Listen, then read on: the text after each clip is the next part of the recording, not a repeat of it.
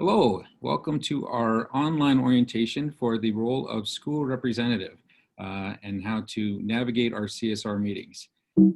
Normally, we would be having an orientation meeting every September where we get to introduce you to all of our members of executive and to myself and to, my name is Kent Kinsman. I'm one of your executive staff officers, and to my colleague, Dan Nellis, who is also on here as well. And, hello. Hi, Dan. And we would like to do these presentations in person, but right now we are in the Zoom environment. So today we're going to go through a little bit on what it means to be a school representative and how you can go through it. And we are very thankful that you've stepped forward and been a representative for your school. So thank you very much. And you are now going to become the main point of contact between the teachers in your school and at your site or your location and the association, the Alberta Teachers Association. So you are the conduit of information over to us. And the most important thing in this role here is helping members find information. And so we're going to go through this a little bit here to try to help to navigate where you can find all these things and what some of your other important duties are. You are going to be asked many questions, and here, a couple of examples of what some of those questions are on this slide here. Where am I going to find these things? How do I apply for PD funding? Lots of questions about collective agreement. Some questions you might feel comfortable knowing the answers to, probably many that you won't. Don't panic. We do not expect you to be the source of all information by stepping forward. The majority of answers to these questions can be found on our Local 38 website, and we're going to navigate about that a little bit here later on. And a lot of the common questions are going to be things that are going to come up at our CSR meetings, and so they will be addressed, and you will certainly have some information or a wealth of information to draw upon there. But there are many other supports available as well, so it's okay if you don't know the answer. Many questions, you're going to want to know who to call for. Very often for teachers, the first contact is the CBE Employee Contact Center. It's the CBE's helpline. If you call there when you have problems with your pay or your salary, when you have questions about your benefits and what do they cover and how to add dependents, and questions regarding verification letters and ROEs and T4s, all these sorts of things, you simply call there, and they are very often they can they'll either give you the answer or they will direct you to the correct department that can. And then you call Local 38 to confirm that your issue has been dealt with properly.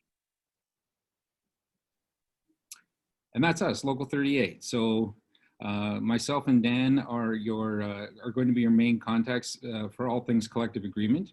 We have our lovely staff officers, or other staff here rather. If you haven't seen our orientation video yet where we introduce you to the staff, go check it out. And they certainly can help you with questions as well. So when in doubt, always feel free to call us. We, as you say, can follow up on any concerns that you've raised with the contact center, certainly anything to do with collective agreement, and all things to do with maternity and parental leave. So we are certainly a good source of information whenever you have questions. And then this name might be new to some of you, this ATA Teacher Employment Services. If you've been around the AT at all before, you may have heard terms like teacher welfare or member services. Those were two different departments at the ATA that have now been merged into one unifying unit called the Teacher Employment Services. So you're going to call Teacher Employment Services whenever you have questions that are related to evaluations, legal issues or employer action. If you have questions about accommodations or not being accommodated. Very often, probably the call we get the most is if you're having a concern with with one of your colleagues, another member of your staff, with your admin, with parents or parents of your students or something. Then this is going to be your #1 contact there. But when in doubt, you can always call us first, and if it needs to go to Teacher Employment Services, we will certainly help make sure you get there. So let's thank you for that, Kent, and let's start now talking about navigating CSR meetings and what you're going to be doing as a school representative in these Council of School Representative meetings. The first thing you're going to need to know about is the CSR package. And as a school rep, one of the things you should expect is an email from the local, or several emails from the local, containing materials that you will need to read prior to the monthly school representative meeting. These emails will come typically 1 week before the meeting, and another email coming about 2 to 3 days prior to the meeting. And it's going to contain several different pages and reports that we do ask you to go through as a school rep, so that you know what to expect in the meeting, what's going on in the local at that point in time. Yeah, as Dan mentioned, as a school rep, you're going to receive these documents in the email. However, they're also going to be posted on our local website. So if you need to track them down again, or if other members are looking for them, it's information for all of our members, and all they need is a login information or credentials from the Alberta Teachers Association. They can log into our website, and there's a couple little links here that show you exactly where to find it on our lovely website. And then you can find all of our information there, and all the reports that we'll go through during the CSR meetings. And so once you've clicked that login button, this brand new menu item shows up on our purple bar there, you can see on the screen, for members. And in the for members section, there is a link called the Council of School Representatives Meeting Materials. And that is all the stuff that you're getting in the email. And if you simply click there, you'll be able to find it, and your colleagues will be able to find it. Helpful hints from our experienced school reps. If you prefer paper copies of all of these reports, by all means, we can supply those to you. You just need to request them to us, and we will mail them out to you. They typically go via school delivery, but if other arrangements need to be made, we can do that for you. Review all the documents before the meeting. Certainly, it's going to be a large package of information that comes to you, and the first couple of times it may seem like a lot of information. However, it's once you read it through a few times, you're going to start to see the protocols of the meeting, the different kinds of committees that are reporting, and the kinds of things they're reporting, and you really start to crave the different information that is available in there, and you're going to realize how it relates back to the questions you might be getting asked. So important to read through that, and that way it'll be far more meaningful when you are in the meeting. And our third point here applies a little bit more to when we actually have our meetings in person, because we've had not the most reliable Wi-Fi at times when we have this many people in the room. So we encourage you to have the documents already downloaded before you arrive, just so that you can access them if the Wi-Fi should fail us. However, whether or not we'll get to be in person this year, well, time will tell. Exactly. And so if we do get to in-person meetings, which, as Kent has mentioned, is a bit of a question mark at this point, when you arrive, pick up any paper packages that you might see at the door. So when we have in-person meetings and there's an election going on, candidate election materials will often be produced for the primary school representative at your school to pick up. So one person per school will pick those up. Any posters for your school that have been produced by one of our committees, those might be available for you to pick up and then post on your staff bulletin board. Things to not forget. Don't forget to sign in on the sign-in sheets. That's a vital component so that you are understood to be present at the meeting, and when you go and claim your school representative expenses at the end of the year, you're not going to be denied those expenses because you forgot to sign in. And finally, don't forget to enter for the door prize. We give away door prizes every month to either one or several lucky winners, depending on how many pieces of free swag we have to give away. And you could win things like t-shirts or mugs or even gift cards to restaurants. Who doesn't want swag? Acronyms. The ATA, the Alberta Teachers Association, is like everything in education where we love acronyms. We do encourage our members or our committee members to not use them so often when communicating, so that hopefully these aren't too big of a barrier. But please do not be afraid to ask for clarification if you start hearing or seeing acronyms. If they're popping up in somebody's verbal report or you see one in a written report, by all means, ask for clarification. If you're not sure, you're probably not the only one that's not sure. So don't leave it up to try to solve the puzzle yourselves. We're here to help. Please just ask for clarification. And those acronyms you'd find in any of these common agenda items that you'll see at CSR. The president's remarks is one of the earliest things on the agenda, and this is where your local president provides some insight into the local's work. They will often be giving some details about meetings they've had with high-level officials within the CBE and the ATA, but also a report on what they do in terms of member advocacy. And so this is often a very interesting section, and if things get political, as sometimes they do with your association, this is where you're most likely to find something happening politically. The Executive Staff Officer's report is delivered by Kent and myself, and we tend to alternate each month, but you'll find information in that report from both of us. And we'll talk about things primarily related to the collective agreements and member benefits. And this is often very vital working conditions information that you will want to share with your staff. And so if you don't share the report directly, certainly parse through that, both the written and the verbal comments, and see what there is that might be relevant for teachers at your school. Because again, oftentimes this is stuff that directly impacts people's working conditions. The district representatives report will also come directly after that, and there too you'll find a lot of political goings on and happenings there. The DR's report will often include a description of what's happening with the Alberta government. The district representatives operate on a provincial scale as opposed to the rest of your elected members who are kind of operating from within Calgary. So this brings you a broader provincial perspective on things. And the statement of expenses will also be a common feature of the Council of School Representatives agenda. The statement of expenses is your update on the finances of the local and gives you a monthly detailing of how each budget line is currently being expended. While there aren't printed details about what each expenditure was, if you want to know, don't hesitate to ask, because it is your right to know these types of things. Thanks, Dan.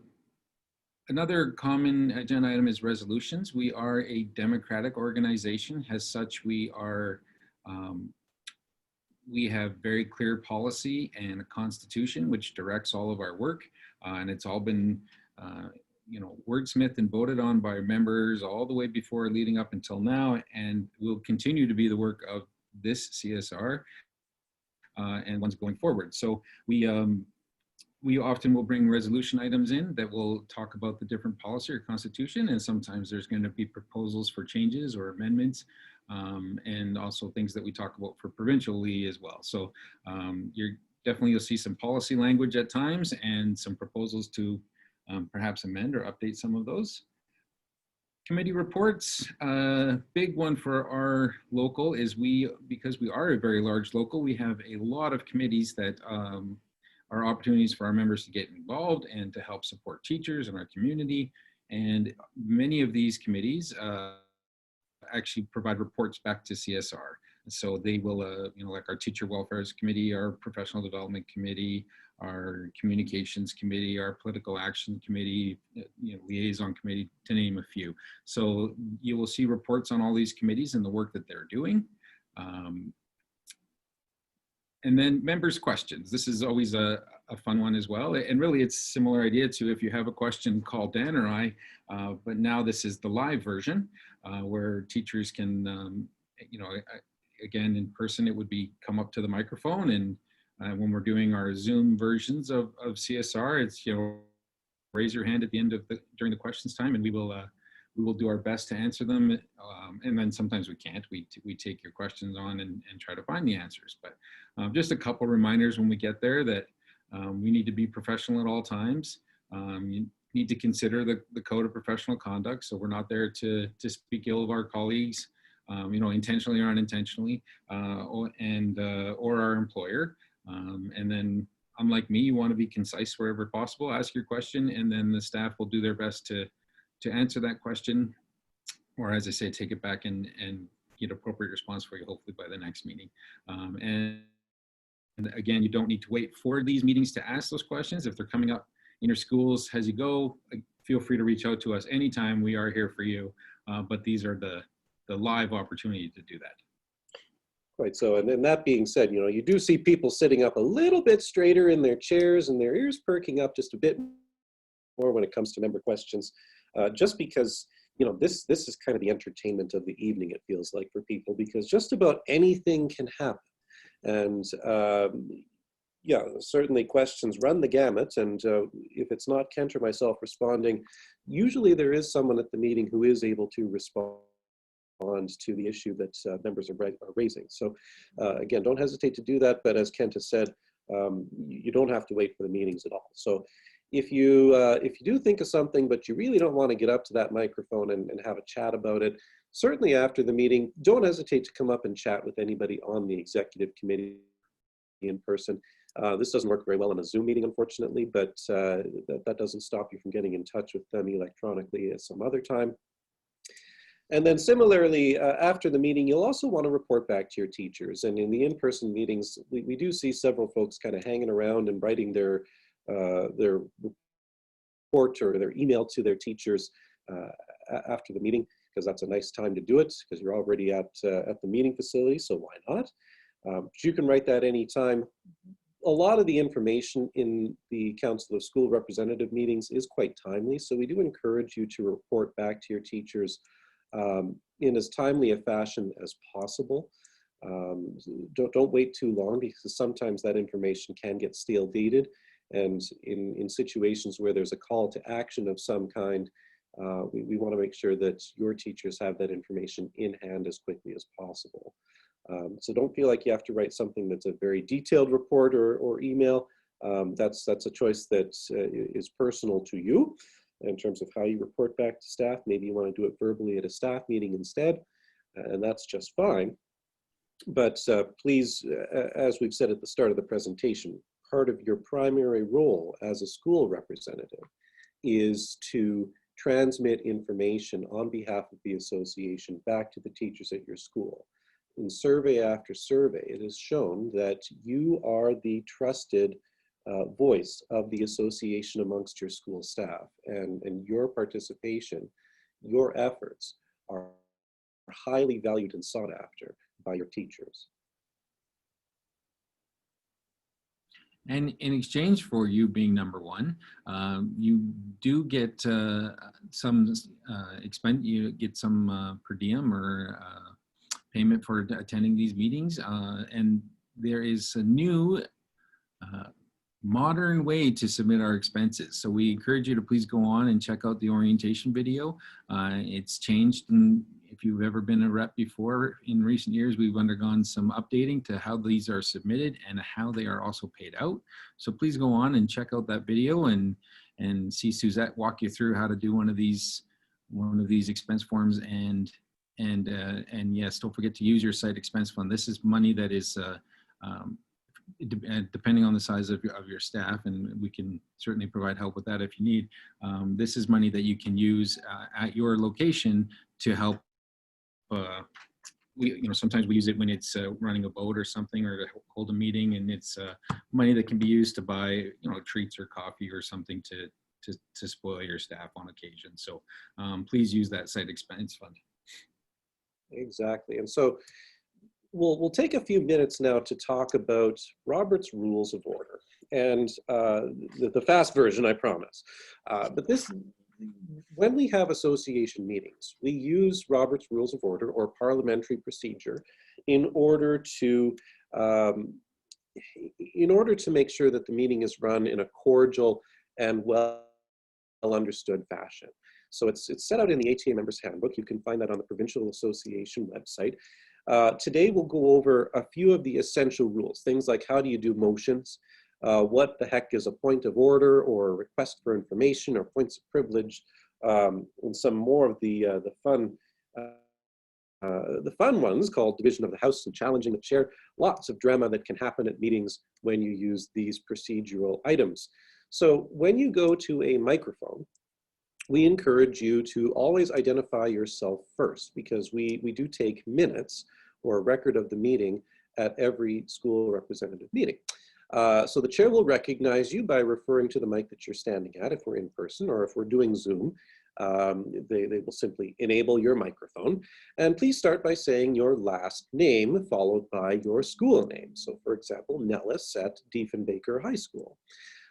You can then indicate what you want to do. So if you're making a motion, you're then going to say something like seconded by Fuchshuber at Sir Wilfrid Laurier School. And this, you know, if you don't have a seconder yet, you can invite the House to provide a seconder, but indicate what your motion is at that point. So up to this point, now you're still just indicating names and what you want to do, and you'll have a chance at the very end of that to explain your rationale. So I move to adopt the agenda as amended, perhaps, might be the motion. And then once you move your motion, you can then explain your rationale. So let's go through an example with these in a moment. So other things with making motions, you need to make an amendment too. Sometimes people do make amendments to motions if they don't like the way it was originally worded, or there's something that people want to add to it or potentially take away from it.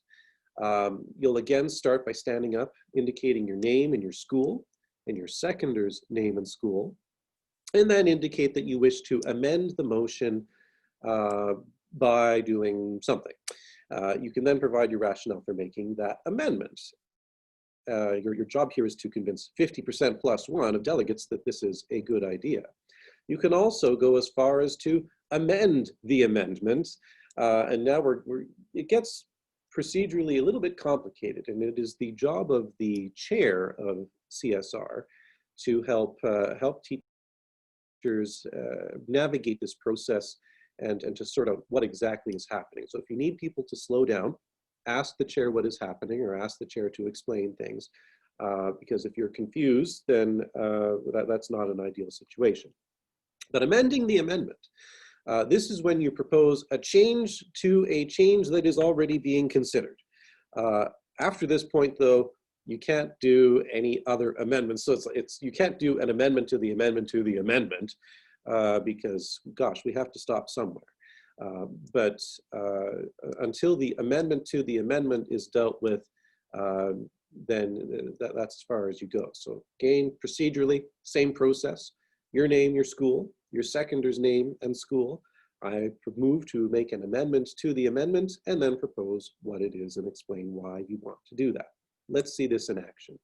For example, somebody might move, be it resolved that Calgary Public Teachers expend $35,000 to provide each school representative with a $100 Starbucks gift card.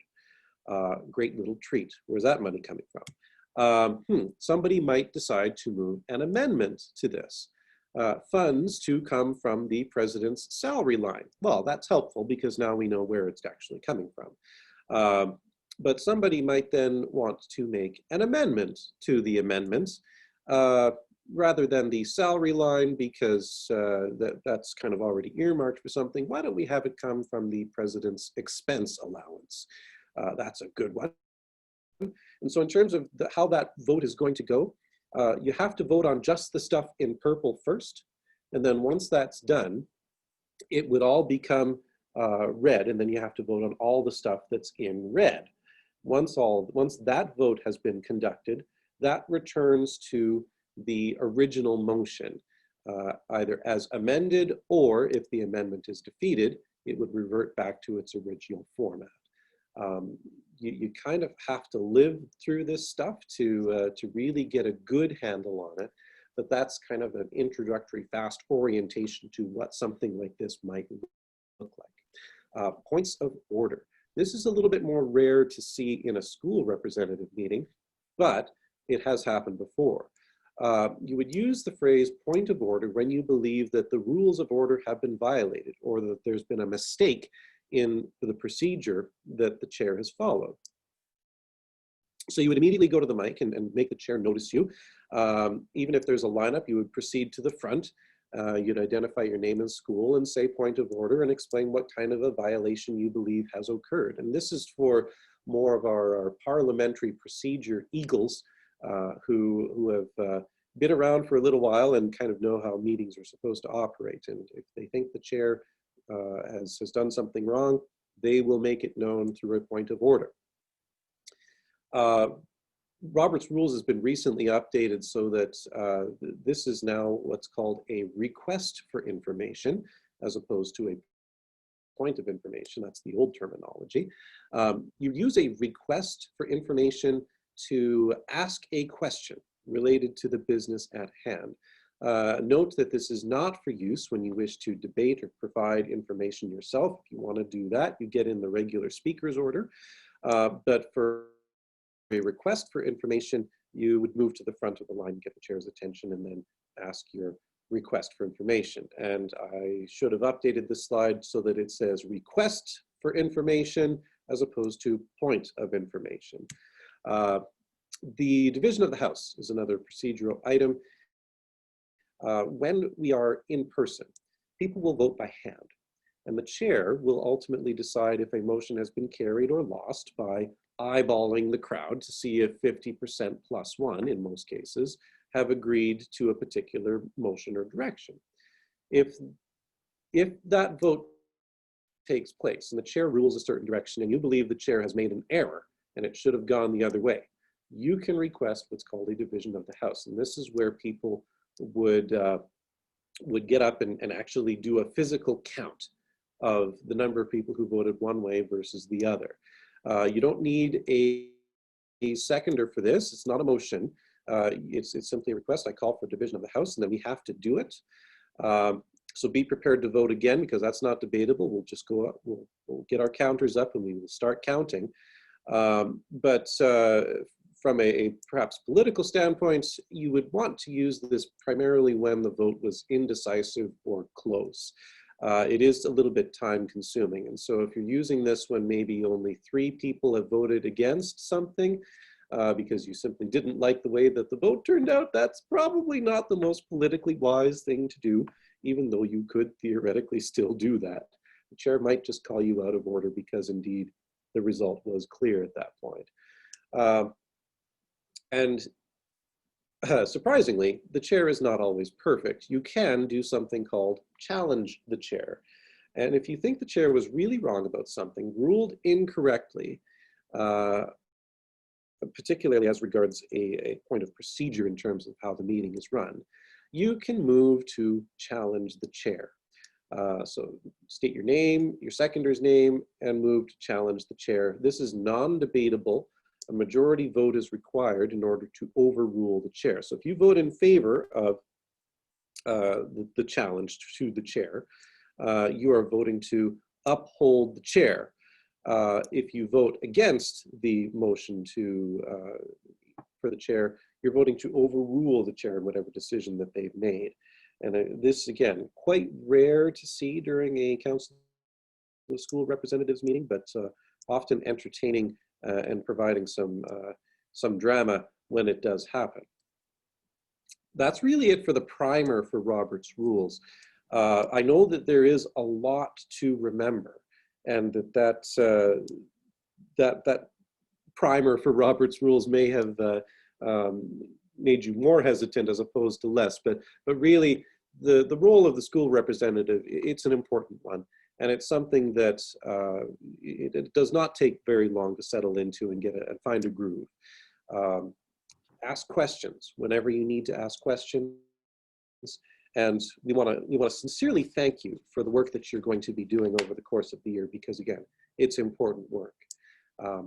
Kent, any closing comments? No, I agree. Thank you very much for stepping forward. I think it will be very useful for you. You're going to learn a lot. It's more enjoyable than maybe you're thinking. It's actually it's nice to, especially when we're in person, have an opportunity to meet some new colleagues and have these discussions and really get a feeling for what education is like all around the city and even to some degree around the province. So I think you're going to find this to be very rewarding, and we're really thankful that you have stepped forward. So thanks very much.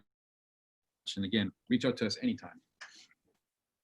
All right. Thanks, everybody. We'll see you at CSR.